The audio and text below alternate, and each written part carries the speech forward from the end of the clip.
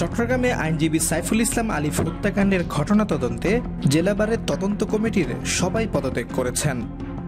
গত বুধবার ও তার আগে কমিটির সদস্যরা পদত্যাগপত্র জমা দিলেও বিষয়টি জানাজানি হয় গতকাল শনিবার।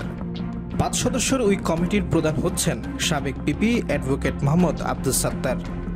গত বুধবার তিনি সমিতির সভাপতির কাছে অব্যাহতি চেয়ে পদত্যাগপত্র জমা দেন। এর দুদিন আগে কমিটির ৪ সদস্য পদত্যাগপত্র জমা দিয়েছেন। আইনজীবী মোহাম্মদ আব্দুস সাত্তার বলেন, আদালত প্রাঙ্গণে সংঘর্ষ, ভাঙচুর ও আইনজীবী আলিফ হত্যার ঘটনাটি অত্যন্ত স্পর্শকাতর। ঘটনার সঙ্গে পুলিশ কর্মকর্তা থেকে শুরু করে প্রশাসন ও আদালতের কর্মকর্তারাও সম্পৃক্ত থাকার সম্ভাবনা রয়েছে। ইতিমধ্যে এই ঘটনায় ৬টি মামলা হয়েছে। মামলাগুলো পুলিশের পাশাপাশি বিভিন্ন সংস্থা তদন্ত করছে। আইনজীবীরা যদি ঘটনাটি তদন্ত করে তাহলে নিরপেক্ষতা নিয়ে প্রশ্নবিদ্ধ হবে। তিনি বলেন, আমাদের পরামর্শ হচ্ছে স্পর্শকাতর এই বিষয়টির সুষ্ঠু নিরপেক্ষ তদন্তের স্বার্থে জেলা ও দায়রা জজ পদমর্যাদার বিচারক দিয়ে বিচারিক তদন্ত হওয়া উচিত। এই কারণে কমিটির সদস্যরা সবাই অব্যাহতি নিয়েছেন।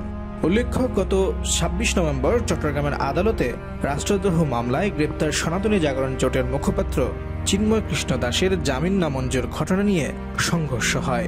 এ সময় আইনজীবী সাইফুল ইসলাম আলিফকে পিটিয়ে ও কুপিয়ে হত্যা করা হয়। পরে ঘটনার তদন্তে সমিতির পক্ষ থেকে একটি কমিটি গঠন করা হয়।